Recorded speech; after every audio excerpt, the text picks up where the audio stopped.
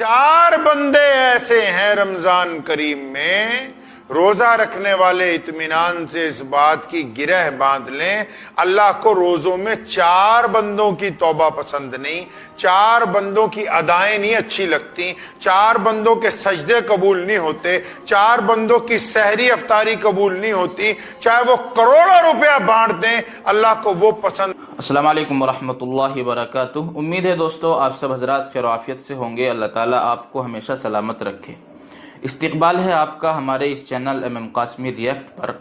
دوستو ایک بار پھر سے میں آپ حضرات کے سامنے شاہی امام پنجاب مولانا عثمان لدھیانی صاحب کے ایک بہت ہی قیمتی بیان کو لے کر کے حاضر ہوں، اور وہ بیان ایسا ہے کہ اس بیان کو ہم سب کو ضرور سننا چاہیے۔ اس بیان کو سنے بغیر ہمارے لیے کوئی چارہ کار نہیں ہے۔ بہت ہی عمدہ بیان ہے اور بہت ہی ضروری بیان ہے۔ میں بھی سنتا ہوں، آپ بھی میرے ساتھ میں سنیے۔ اس ماہ مقدس کی ابتدا میں جن کی باتیں ہر خاص و عام سننا اپنے لیے خوش قسمتی کی بات سمجھتا ہے، وہ ذات پیارے نبی حضرت محمد رسول اللہ صلی اللہ تعالی علیہ وسلم کی ہے، جن کی بدولت ہمیں رمضان المبارک کا یہ مقدس مہینہ جو ہے اللہ تعالیٰ نے عطا فرمایا ہے۔ رمضان شریف ایک انقلابی عبادت ہے۔ عبادتیں تو بہت سی ہیں دین میں ہمارے، لیکن رمضان کریم ایک انقلابی عبادت ہے۔ جب رمضان آتا ہے تو انسانوں میں تبدیلی فوراً دیکھنے کو ملتی ہے۔ جب رمضان آتا ہے تو آب و ہوا میں تبدیلی دیکھنے کو ملتی ہے۔ رمضان آتا ہے تو مزاج میں تبدیلی آتی ہے۔ رمضان آتا ہے تو معمولات میں تبدیلی آتی ہے۔ یہ ایک ایسی عبادت ہے جو انقلاب برپا کرتی ہے، انسان کے جسم میں بھی، انسان کے معاملات میں بھی، انسان کے مزاج میں بھی، اور یہ ایسی عبادت ہے جس کے لیے اللہ نے فرمایا کہ اس کا اجر میں بذات خود دوں گا اپنے بندے کو۔ اب یہ اتنی بڑی عبادت جو پوری دنیا میں ہر ایک رنگ اور نسل کے لوگوں کو اپنی طرف متوجہ کرتی ہے، کس کی بدولت ہمیں ملی؟ ہمارے پیارے نبی حضرت محمد رسول اللہ صلی اللہ تعالی علیہ وسلم کے صدقے ملی۔ سن 2 ہجری میں سب سے پہلے رمضان کے روزے رکھے گئے، جب رسول اللہ صلی اللہ علیہ وسلم نے حکم دیا ہمیں رمضان کے روزے رکھنے کا۔ آپ اندازہ لگائیں پیارے نبی حضرت محمد رسول اللہ صلی اللہ علیہ وسلم کے دین کی رفتار کا، رسول اللہ صلی اللہ علیہ وسلم کی برکتوں کا، محمد رسول اللہ صلی اللہ علیہ وسلم کے انداز تبلیغ کا، محمد رسول اللہ کی انسانوں سے محبت کا، آپ صلی اللہ علیہ وسلم کی اپنی امت سے شفقت کا، حضور صلی اللہ علیہ وسلم کی اپنی امت سے رحمت کا اندازہ لگائیں کہ رسول اللہ صلی اللہ علیہ وسلم نے اتنا بڑا انقلاب پوری دنیا میں برپا کیا کہ آج پوری دنیا کے جتنے بھی لوگ ہیں ان میں روزے دار، روزہ رکھنے والوں کی تعداد کائنات کے تمام مذاہب سے زیادہ ہے۔ یہ ایک زندہ معجزہ ہے پیارے نبی حضرت محمد رسول اللہ صلی اللہ علیہ وسلم کا، کہ مکہ مکرمہ کی سرزمین پر سیدنا آمنہ کہ گھر پر جو پیدا ہوتے ہیں یتیم بن کے، آج وہ دنیا میں اربوں خربوں کے والی ہیں۔ دنیا کے تمام ممالک میں ہر رنگ اور نسل کے لوگ پیارے رسول اللہ صلی اللہ علیہ وسلم کی اتباع کر رہے ہیں، اور کائنات میں صرف اتباع ہی نہیں کر رہے، پوری دنیا میں آج بھی اور رسول اللہ صلی اللہ علیہ وسلم کے دور میں بھی جن لوگوں نے انسانوں پر ظلم کیا، اس ظلم کو روکنے کے لیے بھی محمد رسول اللہ صلی اللہ علیہ وسلم کی امتی جو ہیں وہ سامنے نظر آئے۔ رمضان کریم آپ سے اور ہم سے کیا چاہتا ہے؟ روزہ کس کو کہتے ہیں؟ روزہ کیوں رکھا جاتا ہے؟ روزہ بھوکے رہنے کا نام نہیں ہے۔ روزہ اس لیے نہیں ہے کہ ہم صبح کو پانی پینا چھوڑتے ہیں، مغرب کی نماز میں سورج ڈوبنے پر پیتے ہیں، نہیں، صرف اس لیے نہیں ہے۔ رسول اللہ نے فرمایا اللہ کہتے ہیں کہ آپ کے صرف بھوکا پیاسا رہنے سے اللہ کو کوئی فائدہ ہونے والا نہیں ہے۔ روزہ کس لیے ہے؟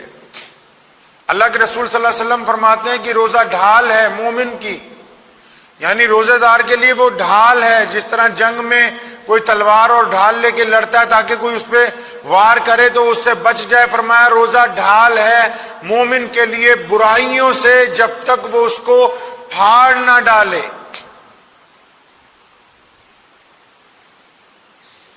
روزہ جو ہے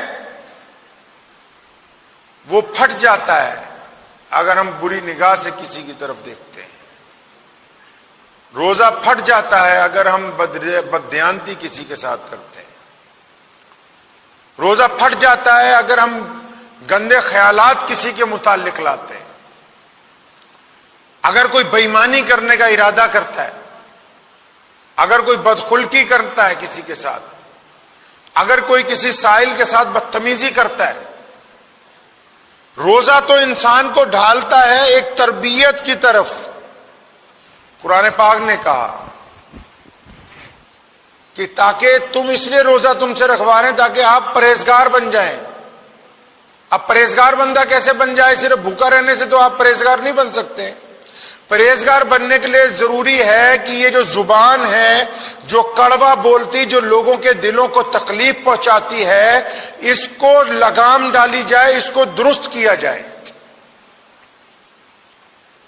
پرہیزگار بننے کے لیے ضروری ہے یہ جو دل اور دماغ میں خیالات پیدا ہوتے ہیں بے ایمانی کرنے کے، بدخلقی کرنے کے، عیاشی کرنے کے، مکاری کرنے کے، لوگوں سے بددیانتی کرنے کے، ان خیالات سے بندہ توبہ کر لے تو متقی بن جائے۔ متقی بندہ تبھی بن سکتا ہے کہ وہ ان تمام عادتوں کو چھوڑتا ہے اللہ کے لیے جو اللہ کو پسند نہیں ہے۔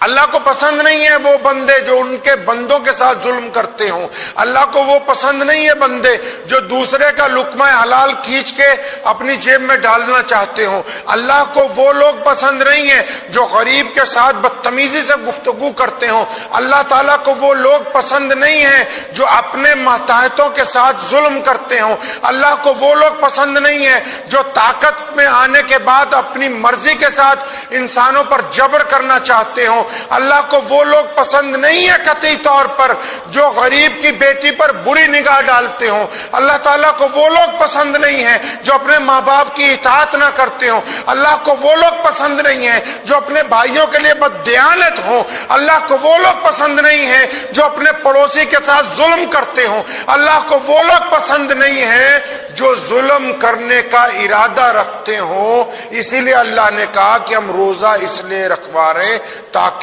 تم متقی بن جاؤ۔ صحیح احادیث میں آتا ہے کہ 4 لوگوں کی رمضان میں معافی نہیں ہوتی۔ 4 لوگ جو روزہ بھی رکھتے ہیں، یہ 4 لوگ سحری بھی کرتے ہیں، افطار بھی کرتے ہیں، تراویح بھی پڑھتے ہیں، مسجد بھی جاتے ہیں، لیکن ان 4 لوگوں کی مغفرت نہیں ہوتی۔ اب وہ کون سے 4 لوگ ہیں جی؟ کہ رمضان جیسے مہینے میں جن کی مغفرت نہیں ہو رہی، جبکہ رمضان میں تو سب کے لیے معافی کا اعلان کیا گیا ہے، ان کی فائل جب آگے پہنچتی ہے حکم ہوتا ہے کہ ابھی تاریخ ڈال دو، ان کے لیے کوئی فیصلہ نہیں ہے۔ ورنہ روزے دار کا جب مقدمہ پیش ہوتا ہے اللہ فرماتے ہیں کہ ہم نے اس کی روزے کو قبول کیا کیونکہ اس نے روزہ صرف میرے لیے رکھا ہے۔ لیکن یہ جو 4 لوگ ہیں ان کی توبہ ہی قبول نہیں ہو رہی، ان 4 لوگوں کا روزہ قبول نہیں ہو رہا۔ کون 4 لوگ ہیں جی؟ احادیث میں آتا ہے کہ پہلا وہ بندہ جو مستقل طور پر شرابی ہو اور شراب سے توبہ نہیں کرتا. مستقل طور پر جو بندہ شرابی ہے اور شراب سے توبہ نہیں کرتا، گرچہ وہ روزہ رکھتا رہے لیکن وہ شراب کی عادت نہیں چھوڑتا، تو اس کا روزہ نہیں ہے اور اس کی توبہ قبول نہیں ہوتی. یہ پہلا آدمی ہے ان چاروں میں سے. دوسرا بندہ وہ ہے جو ماں باپ کا نافرمان ہے. حدیث میں آتا ہے کہ جو بندہ ماں باپ کا نافرمان ہو، ماں باپ کا احترام نہیں کرتا. نافرمان سے مراد یہ ہے کہ جس بات کی وہ تاکید کرتے ہیں اس پر عمل نہیں کرتا، احترام نہیں کرتا والدین کا، پھر خدمت بھی نہیں کرتا. بہت زیادہ پڑھ لکھ کے بھی کوئی بندہ قابل نہیں بن سکتا جب تک وہ اپنے ماں باپ کا احترام کرنے والا نہ ہو. کوئی مفتی بن جائے، محدث بن جائے، شیخ الحدیث بن جائے، گورنر بن جائے، بادشاہ بن جائے، لیکن اگر وہ اپنے ماں باپ کا احترام نہیں کرتا، اللہ فرماتے ہیں کہ اس کی توبہ بھی قبول نہیں ہے. یہ دنیا کی نظر میں بہت عزت دار نظر آتا ہے، یہ اپنی ماں سے بدتمیزی کرتا ہے، باپ سے بدتمیزی کرتا ہے. اللہ فرماتے ہیں جن نے مرضی روزے رکھدا رہے، جب تک ماں باپ دا احترام نہیں کرتا توبہ قبول نہیں ہے. یہ دوسرا آدمی ہے جس کی رمضان میں توبہ قبول نہیں ہوتی. پہلا شرابی، دوسرا ماں باپ کا نافرمان.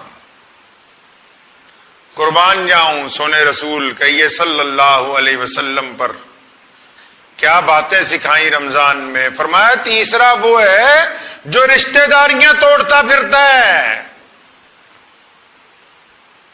پڑھتا تو نماز ہے، رکھتا تو روزہ ہے، مانگتا تو اللہ سے معافیاں ہیں، لیکن جو رشتہ دار چاہتے ہیں کہ ہماری اس سے سلام دعا ہو جائے، ہماری غلطیاں کوتاہیاں آپس میں معاف ہو جائیں، ہم ایک دوسرے کے گلے مل بیٹھیں، ہم پرانی رنجشوں کو دور کر بیٹھیں. اور فرمایا جو رشتہ داریاں توڑنے والا ہے، جو رشتہ داروں پر اپنا گھمنڈ دکھاتا ہے، جو رشتہ داروں کے سامنے اکڑتا ہے، جو رشتہ داروں کو معاف کرنے کے لیے تیار ہی نہیں ہے، فرمایا اس کی بھی توبہ قبول نہیں ہوگی.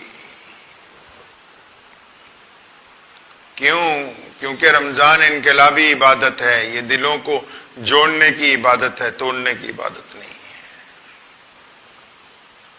پہلا شرابی، دوسرا ماں باپ کا نافرمان، تیسرا رشتہ داریاں توڑنے والا جو کہتا کچھ ہو جائے اپنی بہن کے بچوں کی شادی میں نہیں جاؤں گا، جو اس بات پر اڑا ہوا ہے کہ اب کچھ ہو جائے، فلاں بھائی نے میرے ساتھ فلاں سن میں زیادتی کی تھی، میں نہیں جاؤں گا. اللہ نے کہا عبادت سے پہلے ضروری ہے کہ رشتہ داروں میں رنجشیں ختم کر دی جائیں. بندہ جب حج پہ جاتا ہے آپ کو پتہ ہی ہوگا نا، ارے اللہ کا احسان مانے، اللہ نے ہمیں ایسا دین عطا فرمایا جس کے قدم قدم پر رحمتیں ہیں، لوگ ترستے ہیں ایسی عبادتوں کو. بندہ جب حج پہ جاتا ہے نا، حج پہ جانے سے پہلے ایک ایک رشتہ دار سے معافی مانگتا ہے، ایک ایک رشتہ دار کو ملنے جاتا ہے.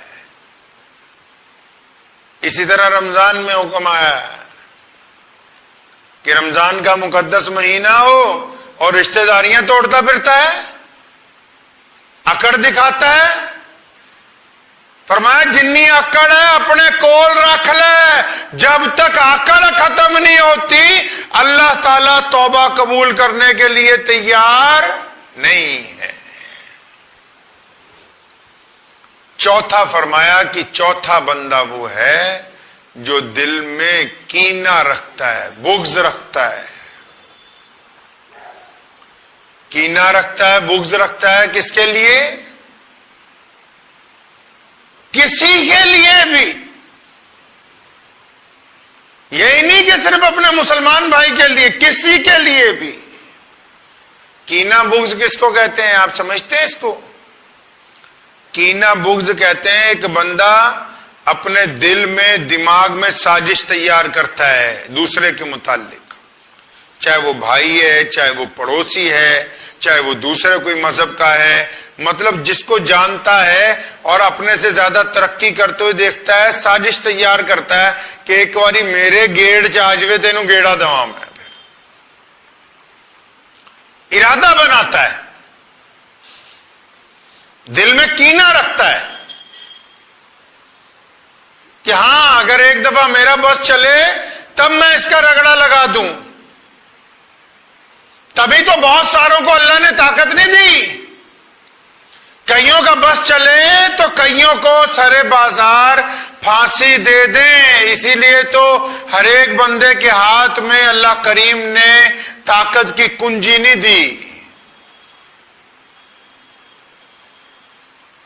4 بندے ایسے ہیں رمضان کریم میں، روزہ رکھنے والے اطمینان سے اس بات کی گرہ باندھ لیں، اللہ کو روزوں میں 4 بندوں کی توبہ پسند نہیں، 4 بندوں کی ادائیں نہیں اچھی لگتی، 4 بندوں کے سجدے قبول نہیں ہوتے، 4 بندوں کی سحری افطاری قبول نہیں ہوتی، چاہے وہ کروڑوں روپیہ بانٹ دیں، اللہ کو وہ پسند نہیں۔ کون؟ ایک شرابی کی توبہ پسند نہیں، ماں باپ کے نافرمان کی توبہ پسند نہیں، رشتہ داریاں توڑنے والا پسند نہیں، اور دل میں دوسروں کے لیے برائی رکھنے والا بندہ اللہ کو پسند نہیں ہے۔ وقت بھی ہو گیا ہے، دعا کیجئے کہ جتنی باتیں آپ حضرات کے ساتھ کی ہیں اللہ تبارک و تعالی ان تمام باتوں کے اوپر عمل کرنے کی توفیق عطا فرمائے۔ وآخر الدعوانا ان الحمد